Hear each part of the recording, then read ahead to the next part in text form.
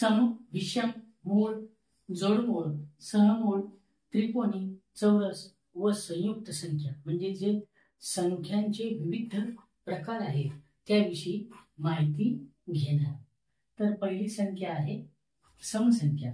ज्या संख्येच्या एकक स्थानी 0, 2, 4, 6, 8 यापैकी कोणताही एक अंक असेल त्यास समसंख्या असे म्हणतात. उदाहरणार्थ 300, 452, 974, 708, 1236 यामध्ये एकक स्थानी 0, 2, 4, 8, 6 हे अंक आहेत म्हणून या संख्येला आपण समसंख्या असे म्हणतो.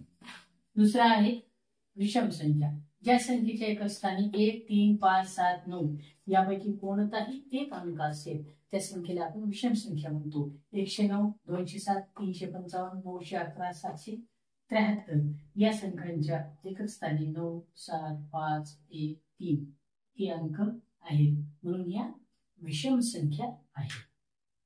तिसरी संख्या आहे संख्या प्रकार मूळ संख्या. ज्या संख्येला एक व तीच संख्या याशिवाय दुसऱ्या कोणत्याही संख्येने निशेष भाग जात नाही त्यास मूळ संख्या असे म्हणतात. आणि 2 ही समसंख्या ही एकमेव समसंख्या आहे जी मूळ संख्या आहे. इतर ज्या संख्या आहेत त्या विषम संख्या. मूळ संख्या असलेल्या ज्या इतर संख्या आहेत त्या विषम आहेत. 2 ही एकमेव सम असलेली मूळ संख्या आहे. उदाहरणामध्ये 2, 3, 5, 7, 11, 13, 17, 19, 23, 29, 31, 37, 41, 43, 45, 47, 53, 59, 61, 67, 71, 73, 79, 83, 89, 97 या संख्या या 1 ते 100 मध्ये असलेल्या मूळ संख्या आहेत. चौथा आहे जोडमूळ संख्या.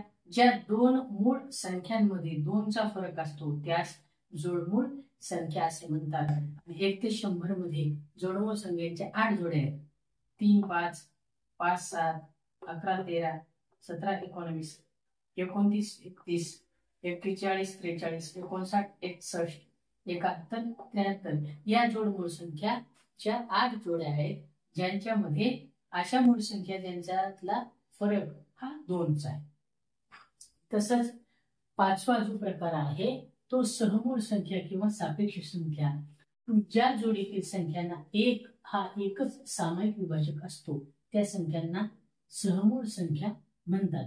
उदाहरणामध्ये 25 आणि 39 यामध्ये 1 यांना भाग जाणारा 25 आणि 39 विभाजक आपण बघितले तर त्यांना भाग जाणारा 1 हा एकच सामायिक विभाजक आहे म्हणून त्या अशा संख्यांना सहमूळ संख्या म्हणतात.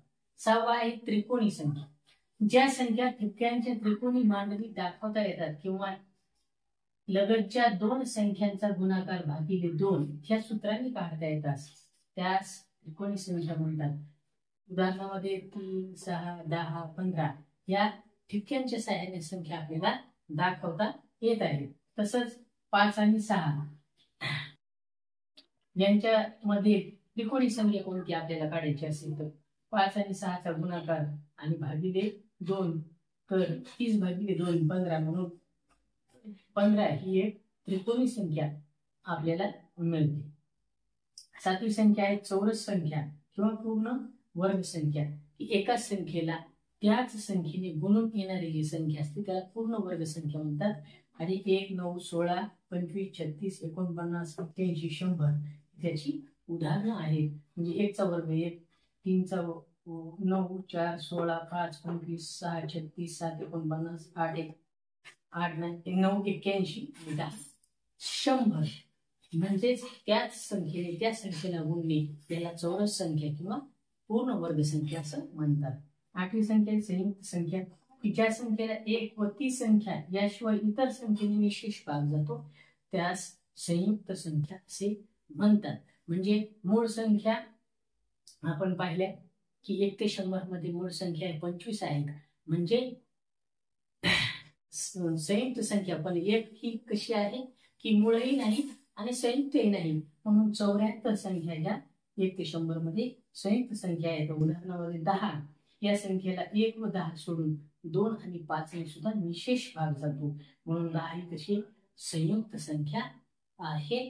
तर आज आपण या पाठामध्ये विविध प्रकार सम, विषम, मूळ, जोडमूळ, सहमूळ, त्रिकोणी, चौरस व संयुक्त संख्या अशा संख्या प्रकाराची व त्यांच्या उदाहरणांची माहिती घेतली. धन्यवाद.